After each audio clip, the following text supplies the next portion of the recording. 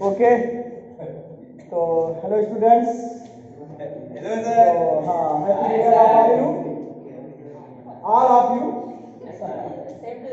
Okay, today I start your chapter second civics revision chapter federalism. तो federalism, जैसे कि federalism का मतलब क्या होता है, मीनिंग है उसका संघीय, संघवाद जिसको हम कह सकते हैं, समझे ना। तो इंडिया क्या, India is a federalist country, एक संघ है ये, डिफरेंट स्टेट का, यूनियन टेरिटरीज का जो रेसिड्यूरी हम बोलते हैं। तो जैसे चैप्टर में overview, in the previous chapter, ध्यान दीजिएगा आप, previous chapter be noted that the vertical division of power among, vertical division ऊपर से नीचे, मतलब यूनियन, स्टेट एंड लोकल, ये वर्टिकल डिवीजन है। और लेजिस्लेटिव, एक्सिक्यूटिव, जुडिशरी ये हॉरिजॉन्टल है। एक और नाम देते हैं, क्या बोलते हैं उसको,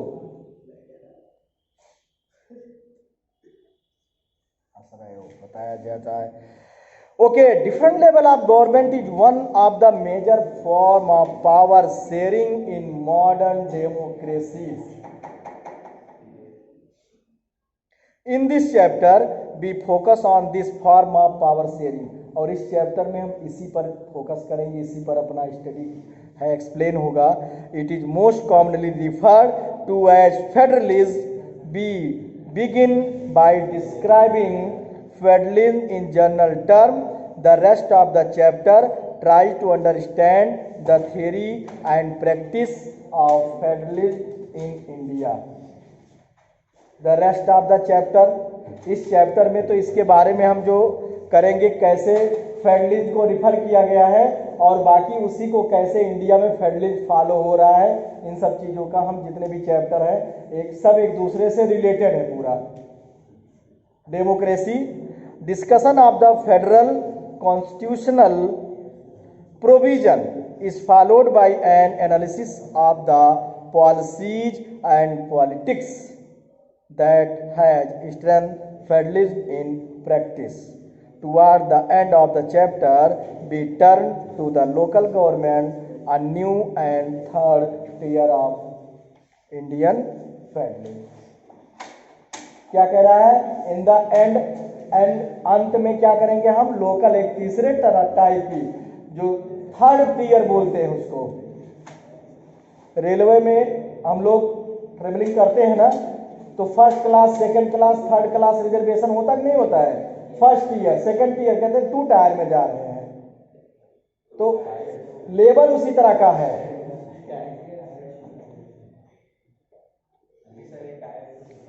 टायर का मतलब गांव क्या बोलते हैं लोग, कहते हैं 2 टायर में। अब उनको क्लियर प्रोनाउंसिएशन नहीं होता क्या चीज बोला जा रहा है। हाँ, आगे, व्हाट इज फेडरलिज्म, क्वेश्चन भी है, नोट्स भी है, आंसर भी है। ऑलरेडी क्वेश्चन है सब कि let us get back to the contrast between the Belgium and Sri Lanka that we saw in the last chapter. क्या कह रहा है, थोड़ा पुनः में रिकॉल करना है पिछले चैप्टर में जो हम लोगों ने पढ़ा, बेल्जियम और श्रीलंका की जो कंट्रास्टिंग सिचुएशन थी दोनों की, उसको you should recall that one of the key change made in the constitution of Belgium was to reduce the power of the central government। क्या है कि जो बेल्जियम ने अपना मॉडल अपनाया, कॉन्स्टिट्यूशनल, उसने रेमेडीज किया, उसमें कुछ संशोधन अपने संविधान में इस तरह से बनाया कि जिससे कि सेंट्रल पावर को, सेंट्रल गवर्नमेंट जो उसके पावर को शेयर किया जाए, कम किया जाए, और लेवल के गवर्नमेंट में डिस्ट्रीब्यूट किया जाए, थोड़ा सा उनको भी कुछ स्वायत्तता दी जाए, autonomy, self. This power to give this power to the regional government. Regional government existed in Belgium even earlier, पहले से ही थी। They had their roles and powers, but all these powers were given to these governments and could be withdrawn by the central government. लेकिन जैसे होता नहीं कि बनाया गया, लेकिन किसके कृपा पात्र पर जी रहे हैं? राजा के। तो वैसे ही पहले से ही रीजनल गवर्नमेंट थे, उनको अपने पावर सब कुछ उनका जो राइट था उसके अनुसार एक्सरसाइज कर सकते, लेकिन सेंट्रल गवर्नमेंट जो थी वो चाहती या जब चाहती इनके पावर को क्या कर लेती? विड्रॉ कर लेती। मतलब किस पर डिपेंड है? सेंट्रल गवर्नमेंट पर। वही डिपेंडेंसी समाप्त की गई। जैसे हमारे यहाँ क्या है? सेंट्रल गवर्नमेंट है, स्टेट गवर्नमेंट है, यूनियन लोकल गवर्नमेंट है। अब state government central government state government के पावर को क्या कर सकती? विड्रॉ नहीं कर सकती है, छीन नहीं सकती है। स्टेट गवर्नमेंट का अपना है, कॉन्स्टिट्यूशन के अनुसार इसको अपने पावर है। ये माने या ना माने सेंट्रल गवर्नमेंट की बात को, अभी आप देख रहे होंगे तमाम स्टेट हैं जो केंद्र की पॉलिसी को लागू नहीं किए हैं। जैसे वेस्ट बंगाल नंबर 1 पर है, एकदम अब विरोध में चल रहा है। जैसे ये आपका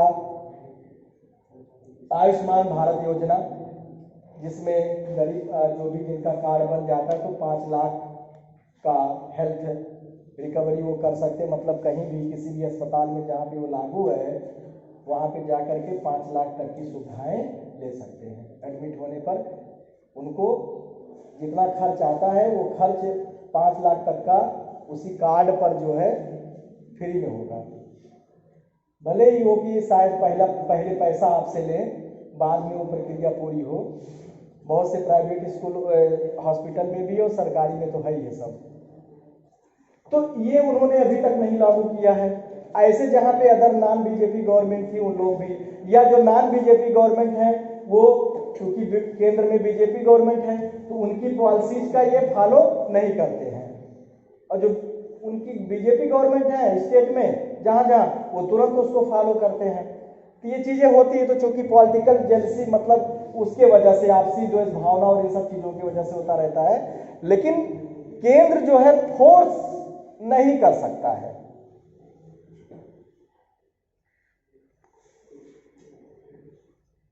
But all these power were given to these governments and could be withdrawn. Underline कर लीजिएगा, बुक में ध्यान दीजिए, बुक ओपन कर लीजिए। Government and could be withdraw by the central government. किसके द्वारा? सेंट्रल गवर्नमेंट के द्वारा उसको विड्रॉ किया जा सकता है, लिया जा सकता है, खींच वापस। The change that took place in 1993 was that the regional government were given constitutional power. इसमें चेंजिंग किया गया 1993 में, और उसमें रीजनल गवर्नमेंट को भी पावर दिया गया संवैधानिक constitutional, that were no longer dependent on the central government. मतलब कि अब वो सेंट्रल गवर्नमेंट पर डिपेंड नहीं रहेंगे। Thus Belgium shifted from a unitary to a federal. किस रूप से किस रूप में बदल के गया? यूनिटरी से फेडरल, संघ के रूप में।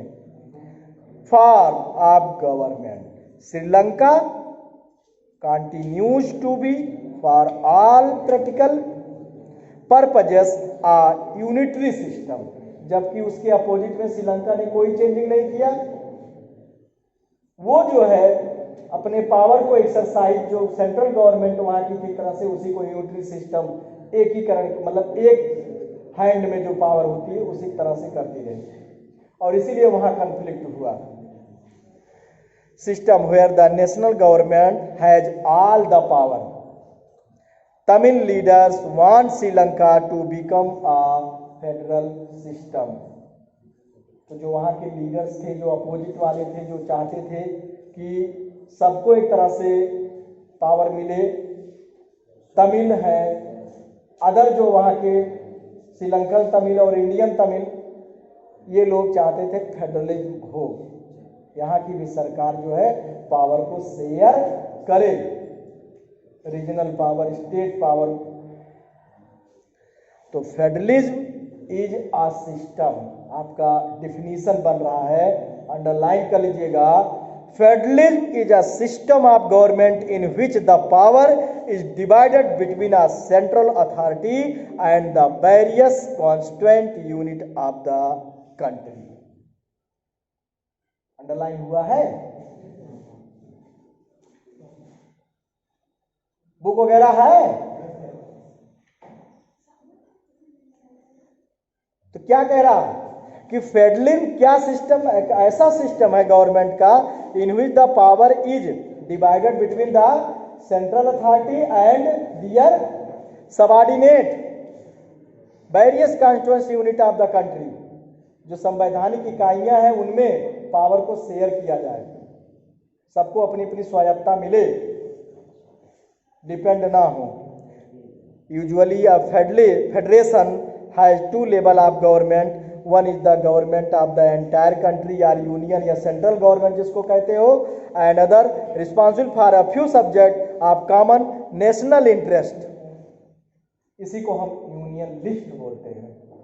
Few subject of the national interest का मतलब जो नेशनल लेवल के हैं, जैसे फॉरेन अफेयर हो गया, विदेश मंत्रालय हो गया, रक्षा मंत्रालय डिफेंस हो गया, रेल मंत्रालय हो गया, कुछ ऐसे डिपार्टमेंट हैं जो केवल यूनियन केंद्र के ही हाथ में है। The other are the government at the level of the provinces, मतलब state level, and to look after much of the day to day administrating of their state, अर्थात अपने स्टेट के, अपने राज्य की प्रशासनिक व्यवस्था को देखने का काम किसकी जिम्मेदारी है? स्टेट गवर्नमेंट की। सेंट्रल गवर्नमेंट दखल कब देता है? जब यहां से रिपोर्ट बैड वर्ष हो जाती किसी चीज में और गृह मंत्रालय से मांगा जाता है, गृह मंत्रालय मांगता है तो गवर्नर रिपोर्ट भेजता है, समझे ना?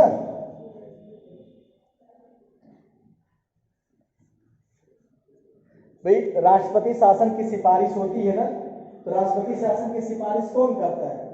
भाई अपोजिशन पार्टी पहले करेगी, जो रूलिंग पार्टी वो क्यों करेगी? भाई अपोजिशन पार्टी क्या है, वो है जनरल राज हो गया, ये हो गया, कानून व्यवस्था की बिगड़ चुकी है, लोगों की कोई सुख सुविधाएं नहीं हो रही, मतलब जो भी है, फिर वहां से केंद्र सरकार होम मिनिस्ट्री उस पर रिपोर्ट मांगता है, यहाँ से रिपोर्ट जाती है, फिर गवर्नर से, चूंकि वो किसका है? गवर्नर जो है प्रेसिडेंट का एक तरह से नॉमिनेट कह सकते हो, या उसके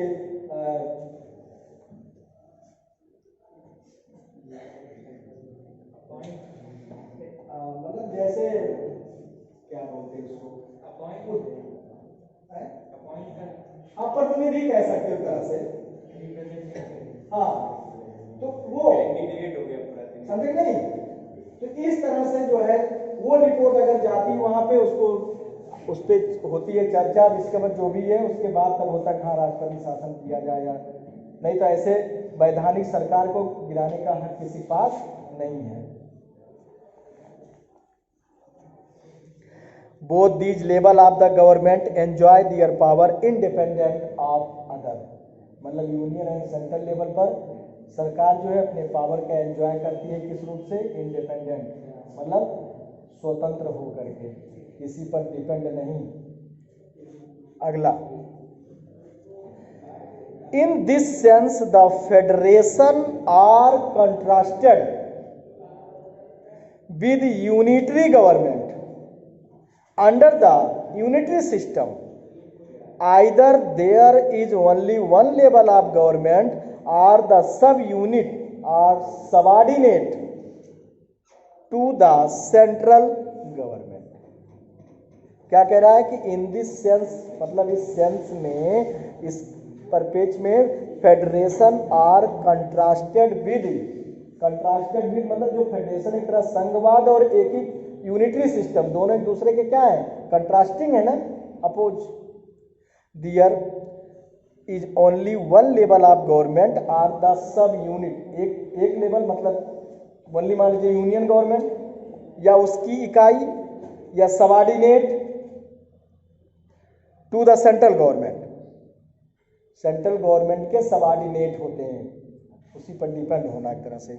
The central government can pass an order to the provincial or the local government, but in a federal government, किसमें यूनिटरी गवर्नमेंट की बात की, यूनिटरी गवर्नमेंट में central government can pass order किसको, स्टेट गवर्नमेंट को या लोकल गवर्नमेंट को, लेकिन federal government, federal system, the central government can not order the state government to do something.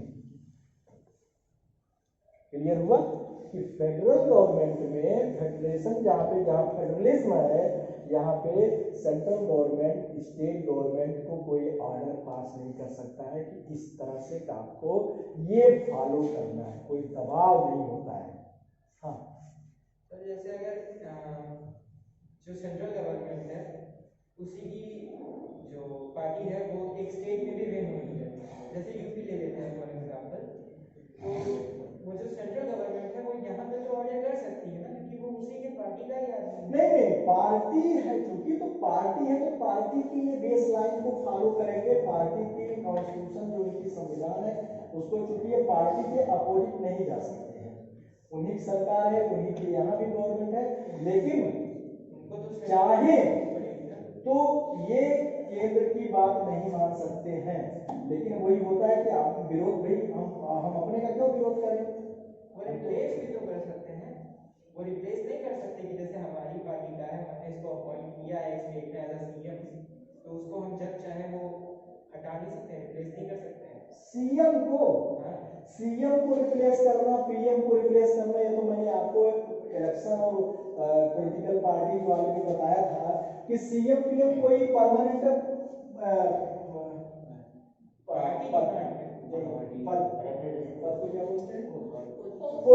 मतलब कोई ये नहीं है।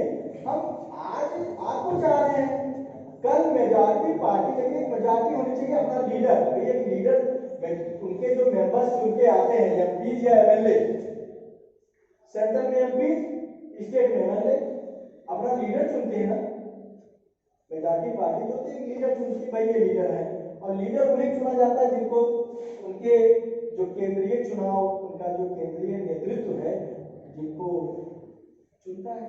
2-3 नाम आते, पहले 4 नाम आते, पहले देखते हो कि कई नाम हो रहे थे मुख्यमंत्री के लिए, मनोज सिन्हा का नाम आया, फिर कभी कलराज मिश्रा का नाम आया, तो कभी किसी का नाम आया, इधर दिनेश शर्मा का नाम आया, तो केशव प्रसाद मौर्य का नाम आया, उसी में योगी का नाम भी चला था। फाइनल अंत में हुआ कि योगी दिल्ली गए, दिल्ली भाग के यहाँ पे आए, और फिर जो प्रतिनिधि बन के आते हैं केंद्रीय चुनाव के होते हैं, वहां से पर्यवेक्षक इस स्टेट में आपकी जिम्मेदारी, आप जाकर के वहां सारी व्यवस्था कराइए, तो उन लोगों ने उसमें से इनको मतलब हम तो हो जाता है कि भाई इनको बनाना था, वहाँ योगी नाम आ गया, तो योगी सिंह बन गए।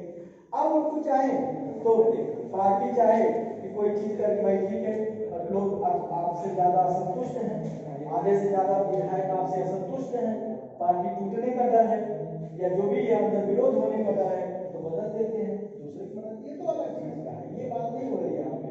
यहाँ पावर, यहाँ स्टेट और यूनियन और सेंट्रल या लोकल लेवल के, सेंट्रल गवर्नमेंट स्टेट गवर्नमेंट को फोर्स नहीं कर सकती, नहीं बिल्कुल नहीं। भाई सुन लीजिए, लो सिचुएशन में अभी मैं एग्जाम्पल आपको शायद थोड़ा देखते रहिए न्यूज वगैरह, पॉलिटिकल साइंस आपको अच्छे समझ में आ जाएगी। अभी सीएए, ओके आवाज ही नहीं जाएगी, सीएए और एनआरसी, ये जो नेशनल रजिस्टर, ठीक ना, और ये सब आया, इसका क्या किया, अदर लोगों ने विरोध किया नहीं किया, जहां पे नॉन बीजेपी गवर्नमेंट थी उन लोगों ने विरोध किया कि हम लागू नहीं होने देंगे। बिहार में जबकि देखिए इन्हीं गठबंधन सरकार ने, देश ने भी कहा कि हम इसको लागू, एनआरसी नहीं लागू करेंगे, national register national register citizen या सिटीजन रजिस्टर, देखिए क्या भूल गए इधर, तब से चर्चा नहीं हुआ। और एक और था, दो कैब, CAB, कैब का था सिटीजन। तो ऐसे जैसे आयुष्मान का हमने नाम लिया, जैसे केंद्र सरकार ने कोई पॉलिसी की, कोई योजना उन्होंने दिया, अब हमारी सरकार यहाँ पर है, हम कहें नहीं लागू करेंगे, तो ये फोर्स नहीं है, दबाव नहीं है, नहीं खाम खा तुम्हें लागू। तो जो जिन पार्टी गवर्नमेंट होती है उसी का अगर सेंट्रल में, तो वो तो लागू कर देते हैं, क्योंकि उन्हीं की तो पार्टी नीति बना रही है, तो उसके अपोज कहाँ जाएंगे वो।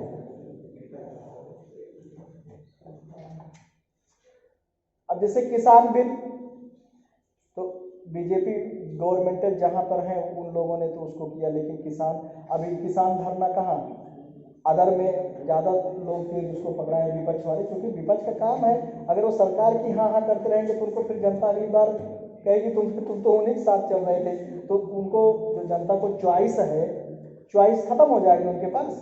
इसीलिए वो सही होने के बावजूद हो हल्ला मचाते रहते हैं कि हमने यहाँ सरकार का विरोध किया इस पॉइंट पर। तो ये चीज था इसमें। तो state government has power of its own for which it is not answerable to the central government. ध्यान दीजिए, स्टेट गवर्नमेंट को अपना पावर है, वो सेंट्रल गवर्नमेंट के प्रति आंसरेबल नहीं है, जवाबदेह नहीं है। अपने कार्य करने के तरीके हैं, अपने कार्यशैली, उसका अपना जो है डेवलपमेंट करना है। हाँ, लिस्ट जो कॉन्ग्रेंट लिस्ट है जहाँ पे दोनों का है, तो फंड दोनों से आते हैं, सेंट्रल गवर्नमेंट का अपना शेयर होता है, स्टेट गवर्नमेंट का अपना शेयर होता है, जो रेवेन्यू होते हैं। अब कहते हैं भी सुने होंगे जीएसटी और तमाम चीज़ों का केंद्र सरकार ने अभी स्टेट का इतना नहीं दिया, उस स्टेट का इतना नहीं दिया, तो जो है वो शेयरिंग है। Both these governments are separately answerable to the people. दोनों गवर्नमेंट किसके प्रति आंसरेबल हैं? जनता के प्रति, और सेपरेट रूप से, ऐसा नहीं संयुक्त रूप से। सेंट्रल गवर्नमेंट अपना जवाब देगी और स्टेट गवर्नमेंट अपना जवाब देगी। क्यों नहीं सेंट्रल गवर्नमेंट जल्दी दखल देती किसी मामले में? भाई अगर सेंट्रल गवर्नमेंट के ही पावर में सारा से कुछ होता तो स्टेट कुछ भी गलत करता तुरंत वहां पे सेंट्रल गवर्नमेंट का सीधा दखल आता कि नहीं आता? नहीं, सेंट्रल अपने चाहे जो भी करे, चाहे कोई कानून को फॉलो करवाए या न करवाए, वहां स्टेट गवर्नमेंट नहीं बोलती है। जब बहुत कुछ ऐसी कंडीशन आती है तब उसके जो क्षेत्र में आएगा अधिकार वही वो काम करेगी, इस तरह नहीं। भाई यहाँ तक कि देखिए सीबीआई जांच पर भी अब हो गया कि मनमानी नहीं कर सकते, मतलब सेंट्रल गवर्नमेंट, अगर स्टेट गवर्नमेंट नहीं चाहती है तो सीबीआई जांच नहीं करवा सकती है। सीबीआई किसकी वो है एजेंसी? सेंट्रल की है। तमाम चीजों में लोग सीबीआई जांच मांगते हैं। अभी ये मामला वहीं से लेके आया जब सुशांत केस चल रहा था महाराष्ट्र में, तो उसमें हुआ कि भाई अगर ये चाहें तो नहीं सहयोग कर सकते हैं। ऐसे ही लोकल गवर्नमेंट है, लोकल गवर्नमेंट में भी वो भी अपने आप में एक तरह से देखा जाए तो इंडिपेंडेंट है। Let us look at some of the key features of federalism. ध्यान दीजिए की फीचर्स क्या क्या है। There are 2 or more level of the government, different tiers नहीं है, tiers of government govern the same citizens but each tier has its own jurisdiction. यही सब पॉइंट लिखना था उस क्वेश्चन में, 3 पॉइंट, मतलब 3 नंबर का, तो 3 पॉइंट मेन आप दे दीजिए तो भी अच्छा। क्या कह रहा है कि जो फेडरलिज्म का है फीचर कि there are 2 or more level of government या टीयर ऑफ गवर्नमेंट। टीयर नहीं बोलेंगे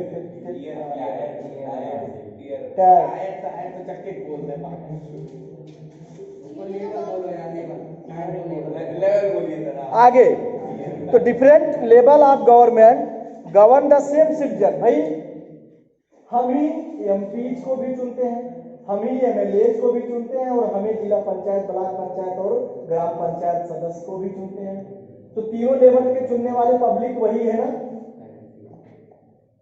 तो रिप्रेजेंटेशन उनका है नहीं है, बट ज्यूरिडिक्शन अलग अलग है। ज्यूरिडिक्शन मतलब क्या? Area, geographical area, constituency. Gram panchayat का constituency, gram panchayat 1000 voter, BDC कुछ इस ग्राम पंचायत से कुछ दूसरे ग्राम पंचायत से कट करके बनते हैं, इसलिए क्योंकि ब्लॉक लेवल का प्रतिनिधित्व करना होता है तो इसलिए बनाए जाते हैं। जिला पंचायत एक एक ब्लॉक को 4-4 क्षेत्रों में बांट दिया गया, जैसे कटेरी प्रथम, द्वितीय, तृतीय, चतुर्थ। ठीक है, तो 4 से 4 जिला पंचायत सदस्य चुन के जाते हैं, तो जो जिसमें आता है खड़ा होता है, और उस कहीं भी खड़े हो सकते, जरूरी नहीं है कि आप बीडीसी, आप कहीं से खड़े हो सकते हो ब्लॉक में, अपने ही ग्राम सभा जरूरी नहीं है।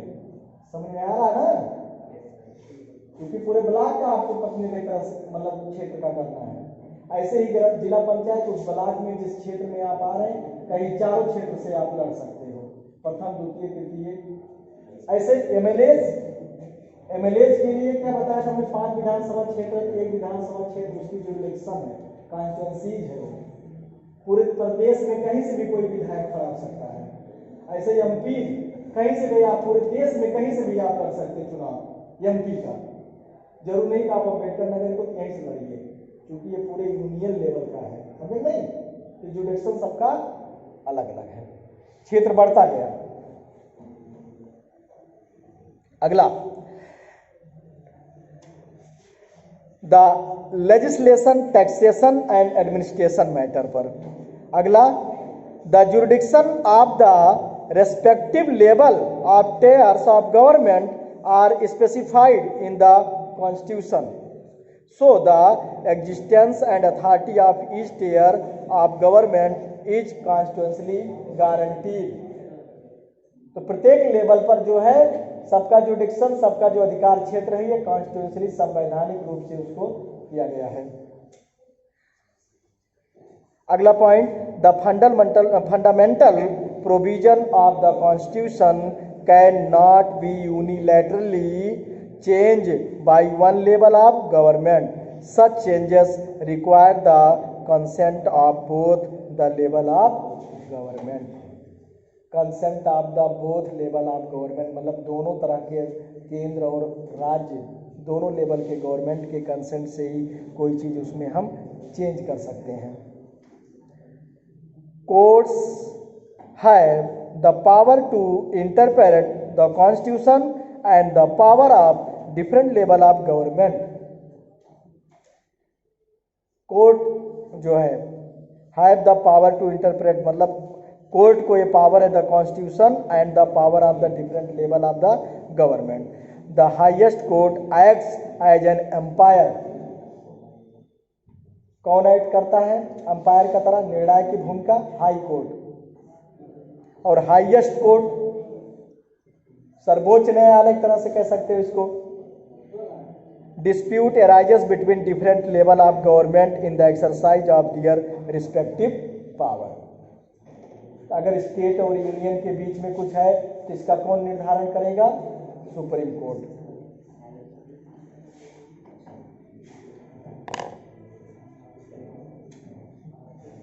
चलिए आज की क्लास इतना ही, क्योंकि बेल का टाइम भी हो गया है, टाइम ओवर हो रहा है। तो 6 पॉइंट पे आप टिक कर लीजिएगा, इसको पढ़िए, समझिए, और जो भी नोट्स वगैरह सही से नहीं किए अच्छे से तैयारी करें, लेकिन अंडरलाइन कर करके आप पढ़िए, समझिए। हाँ, लाइक और सब्सक्राइब भी करिए आप।